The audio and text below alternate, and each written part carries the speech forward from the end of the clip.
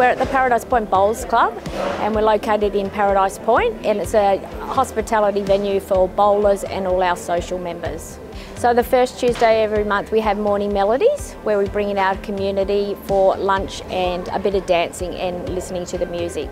It's amazing. It's a great venue because we're very kid orientated, as well as our bowlers and all our social members. We cater for all age levels with our entertainment and Friday night raffles, and we have many competitions as well. So we cater for a great range of the community. We've had a big change within the club of our renovations. We've changed all our dining area to make it much bigger, so we now can cater for over 180 seats in our venue now. And we've changed all our furniture out on the patio so that we can also have more functions and barefoot bowls and seating out there for our customers.